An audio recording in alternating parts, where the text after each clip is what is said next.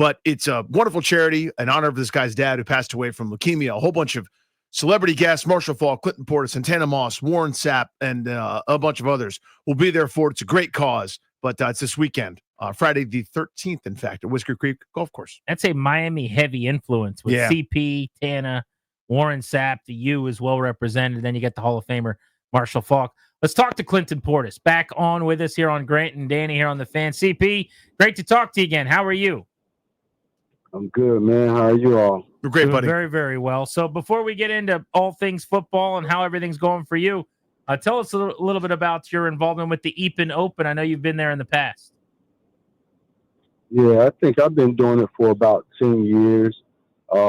Great cause, good turnout, nice benefit. You know, all the proceeds go to the cancer research. So it's just something I partnered with about 10 years ago, and we always have a good time and, you know, a good turnout. So keep it going.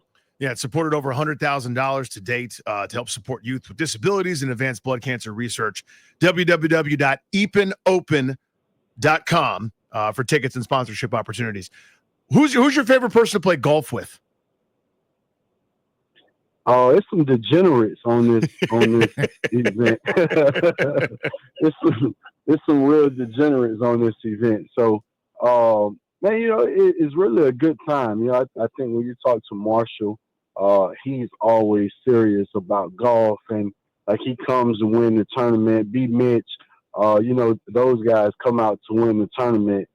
Me, I come out to make sure we play my shot every hole. We got to play at least one of my shots, and that's just, you know, like my real shot. I'm like, we're gonna use my shot, and I'm gonna have the best shot at some point. So, for me, it's just like everybody, because you got a lot of business people that's out there and first time experience. So you're trying to make it good for them and make it fun for them, and they like, you know, this hole over here is serious. Want everybody quiet. These people over here, like running down the golf course with their shirts off. These people over here doing this. So it's just a good time, man. You know, I think everybody come out, and after all the work is done and after you raise what you raise, it's like that finale of, okay, all the work is done. Let your hair down. Clinton Portis on Grant and Danny. Last time we talked to you a couple of months back, you had just taken over as the running backs coach on the Deshaun Jackson coaching staff. He is the head coach at Delaware State. You're going to be coaching RBs. I've seen you have been posting about things, so the camps that you guys have had as kids are trying to get offers and things like that. So where are you guys at in your prep for the season, and how deep into the coaching career are you now as you come up on your first summer? Man, you know, it's been awesome, actually, especially the on the field work, the hands-on with the guys. That's always a great time. I think the adjustment to college sports, where you have that only so many hours you could deal with the kids, especially when you get going and, you know, you're on the hot streak or you're rolling, and then it's like, oh, like, you know, we're trying to finish, make sure we're an hour or two short so nothing happens. But the on the field work, you know, it's just like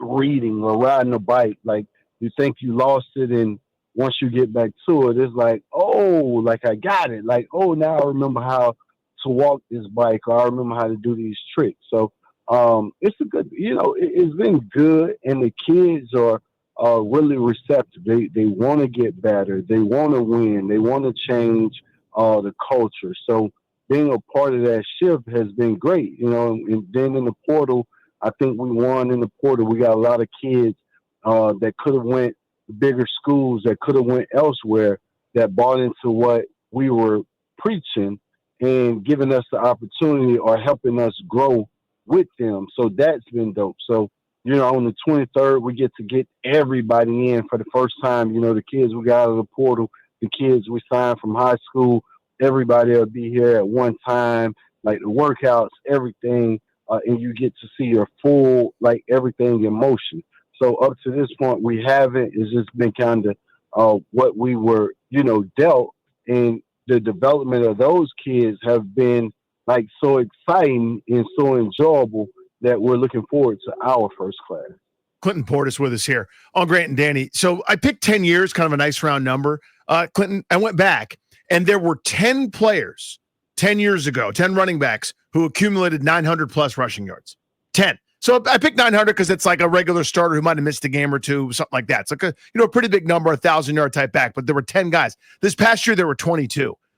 All of a sudden, it seems like the running game is not only back, but it's big back. It's like everybody's doing it again to counter maybe what defense are doing. What have you seen big picture in the NFL over the last decade, and why is that, do you think?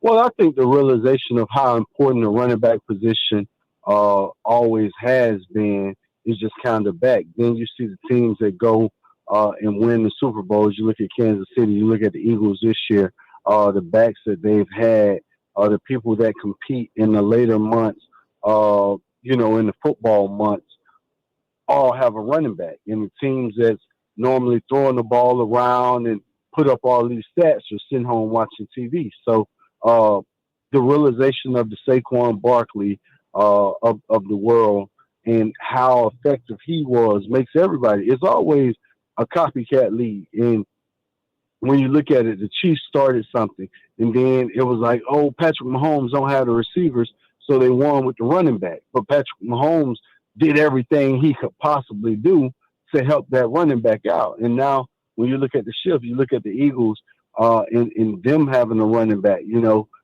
carry them to that point. So it's just one of those, the attention is finally back on the running back position. You realize, okay, these quarterbacks, maybe it's a good 10 quarterbacks in the league, but all 32 of us don't have top tier quarterbacks. So you're starting to play team ball again. And it's exciting because you want to see the running back position. You want to see the tight end position. I wish more teams would get a fullback, and that's what I'm shooting for here. Like, I need a fullback. I came from a fullback era, and I want to see what this collision is going to be like when a linebacker is 205 or 220, and I got a fullback that's coming downhill. You're going to get tired of filling that hole when we're running power, So I think that would be a major advantage for us to have, and hopefully one of our guys pop up and we could actually use it.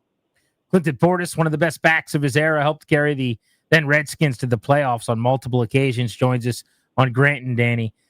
What have you thought about Brian Robinson to this point? There were a lot of folks, I think, early on, because he had such a great first training camp in preseason, that thought maybe he'd be a bell cow for years to come. And he's got the average now up over 4 yards per carry. But 3 years in, a lot of us are kind of ready to see something else, some speed, somebody who can hit home runs. What's your take on B-Rob and maybe why he hasn't been able to become a real impact guy? I mean, the way I look at B-Rob is just maybe the wear and tear from college, or looking at him last year, the short yardage, and he's always kind of like turning his shoulders. His shoulders are to the sideline.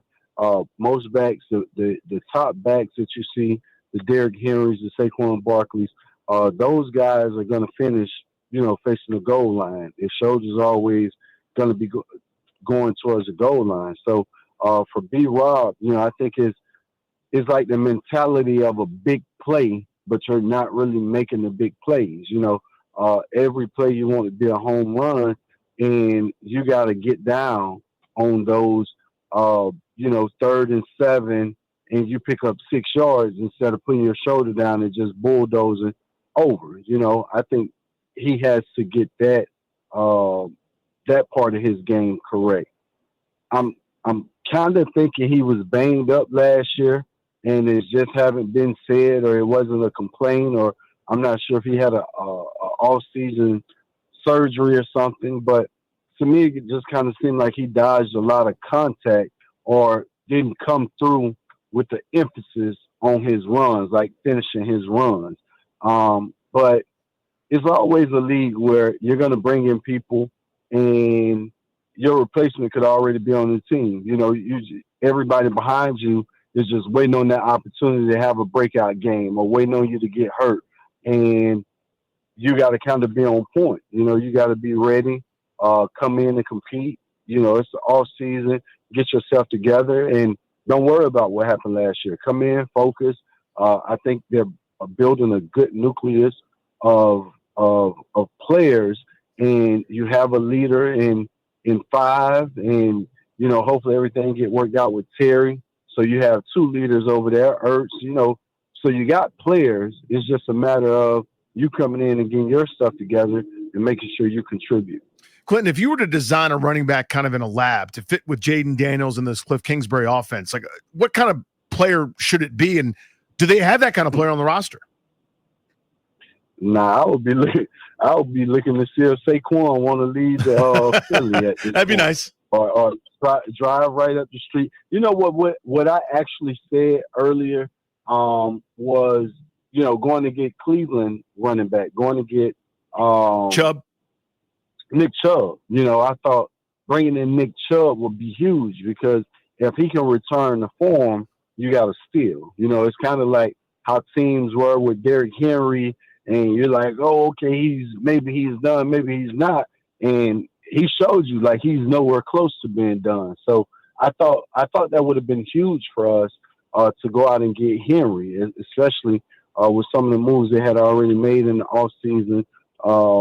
It would have been a great addition to the team, but coming off of those knee surgeries, it's hard to say like he's going to return to form. But to go out and find a back, looking at a guy like James Cook or Saquon or Aaron Jones, those guys that can kind of do everything, that's getting it done and making plays, you want them. I see J.K. Dobbins just went to the Broncos.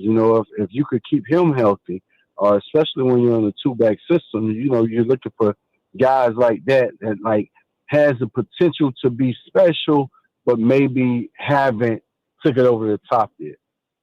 Clinton Portis on Grant and Danny with us here on The Fan. Terry McLaurin wasn't at minicamp today. He's working out a contract still and at odds with the team over the numbers.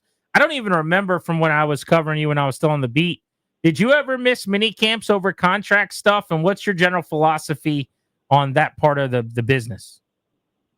No, I didn't. The time that, it could have been possible that I didn't even know the business of football when they asked me about mini camp and coming to camp and being around for the off season, I ended up getting traded for Champ Bailey. So other than that, I was never in the position to be at, a holdout or upset with my contract. So I never had to miss mini camp, and it was kind of like always looking forward because that's where you start to get back in shape. The emphasis of off season kind of started with us. It wasn't as demanding. I mean, it wasn't as prominent as it is now. It kind of started with us, and guys were coming in shape. But that's where you use, and we always had a new OC, so we were learning. It was hard to get repeat offense, so we were always learning. So we had to be around for training camp and mini camp. Clinton, this is a real pleasure, man. Enjoy the weekend. It's eapenopen.com. That's EAPEN open.com for tickets, sponsorship opportunities. It's a great cause. Celebrity guests, Marshall Faulk, Clinton Portis, Santana Moss, Warren Sapp, and others. A Whisker Creek Golf Course this Friday in Iamsville, Maryland. Really appreciate the time, buddy. Hey, man, I'm still waiting on y'all to walk in Taco Chinos. I've been looking for y'all. It's happening. It's going to happen. It's only a matter of time. I've been looking for y'all. I'm just saying, I've been looking for y'all. That's why I'm going to give you your gear, all right? Hey, so let me know when y'all I was going to say, I'm going to walk in there when I get my Delaware State Hornets hat. Hey, that's why I'm going to deliver. It's going to be a fair exchange. Okay. Love it. This is like some movie. Like I'll blink my lights twice and then get out, and you got to bring the duffel Middle back. of the desert, casino style. Yeah, exactly. Exactly. Blow the horn twice. Let me know it's you outside. Love it. All right, I'll text you. There's Clinton Portis with us on Grant and Danny here on The Fan. Always fun. Always good to have him on the show. I do think their gear is fire. They've got like the red Hornet hat. Are you familiar with the Delaware State? I looked when the announcement was made. We had him on. Yeah. Let me see. I think I would look good in that hat. But I guess we got to go. If he's going to give it to us there, we got to make it happen.